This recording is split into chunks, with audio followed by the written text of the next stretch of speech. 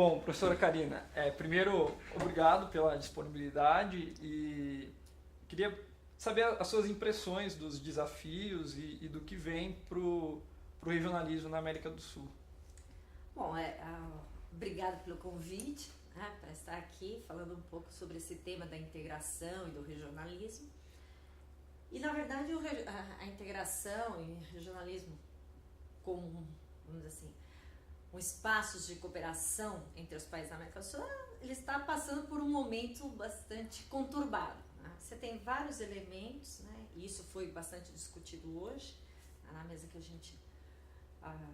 da qual eu participei, que é essa questão dos desafios. Você teve diferentes ondas de regionalismo na América Latina, principalmente dos anos 50 para cá, com diferentes características, com diferentes propósitos, e essas ondas, de uma certa maneira, elas acabam deixando consequências. Por quê? Porque você, de certa forma, vai tendo resquícios desses processos, e se a gente olhar hoje a América Latina, ela é um conjunto, né, de dinâmicas, um conjunto de iniciativas regionalistas, algumas de integração comercial, outras não, né, mas um conjunto de iniciativas que algumas têm 60 anos, 50 anos. Né? Então isso tudo vai trazendo, né, uma série de desafios. Desafios em que sentido? Porque os países, vamos dizer, os contextos estão mudando internamente, externamente, aparecem novos atores, aparecem novas dinâmicas, então tudo isso acaba gerando, vamos dizer assim, questionamentos sobre o que está sendo feito.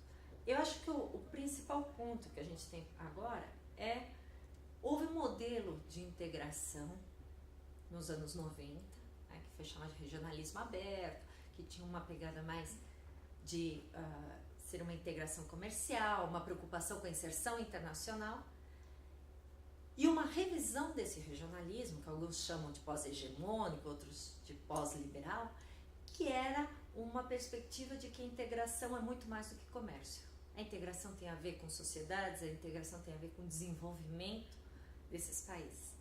Então, essas duas dinâmicas, de uma certa forma, estavam dialogando nessa primeira década do século XXI. Dialogando em que sentido? Tentando levar esses projetos que começaram nos anos 90 a se transformarem nessa nova dinâmica.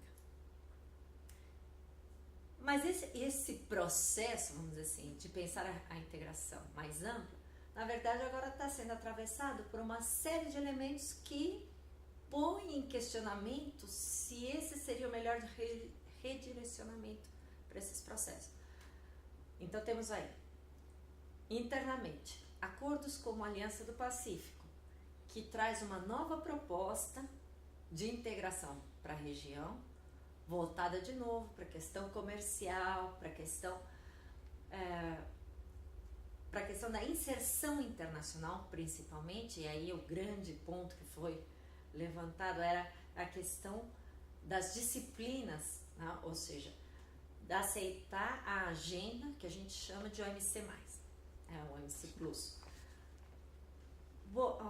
Então, esse é um ponto, porque isso já, vamos dizer assim, começa a ser uma outra alternativa. Então, voltamos para as discussões mais comerciais ou continuamos com essa ideia de integração mais política, social? Você tem mudanças nos governos, né? Crises políticas em todos os países, ou os principais países, né, dos blocos. Especificamente Brasil, Argentina, Venezuela, né, que foram grandes impulsionadores desses projetos alternativos. Então temos essa questão política. Temos a intervenção de outros atores externos. Se a influência norte-americana, vamos dizer assim, não se alterou muito do que era nos anos 90 e o que é hoje, embora haja controvérsias se estaria se acentuando, né? Mas na prática os Estados Unidos, os acordos que ele tinha para fazer já fez, né, com a região. Ou aqueles que estavam dispostos a fazer já fizeram.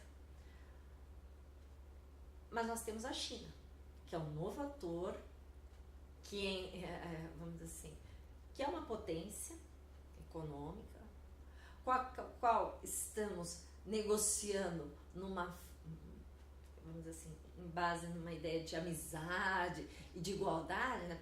A percepção de que a China seria uma cooperação sul-sul, mas não é uma cooperação sul-sul. E esse é um ponto importante, que é como é que se lida com um ator desse peso que em pouco tempo se tornou principal parceiro de muitos países. Ou é primeiro parceiro comercial ou é segundo destino de exportações nesses países. Então isso é uma questão que desequilibra o jogo, principalmente no caso brasileiro, que tem a pretensão de ser uma liderança regional. Como é que você compete quando você tem um outro ator ali, vamos dizer assim, sendo um parceiro mais interessante para os seus vizinhos? E tem o contexto externo, que aí ele, vamos dizer assim, propõe uma nova agenda, né? E essa nova agenda, ela é bem diferenciada, que é os grandes acordos comerciais, né? É o TPP, o TPP, a questão da negociação Estados Unidos, Europa, retomar as negociações Mercosul, União Europeia, ou seja, essa nova agenda desses grandes mega acordos, isso coloca em, vamos dizer assim, a pauta hoje em dia na integração, ela está muito mais complexa do que se a gente pensar há 10, 15 anos atrás. As alternativas e os redirecionamentos. E nisso você tem os atores, nesse caso os países, tentando se reposicionar. Como é que vamos jogar nesse novo ambiente? E que tipo de integração ou de que forma vamos jogar? Vamos jogar como parceiros meramente comerciais ou vamos ser sócios, no sentido mais amplo, politicamente articulados? Essa é uma questão que está colocada e, de certa forma, vai depender muito dos desdobramentos nacionais para a gente saber como é que iremos para esse cenário internacional.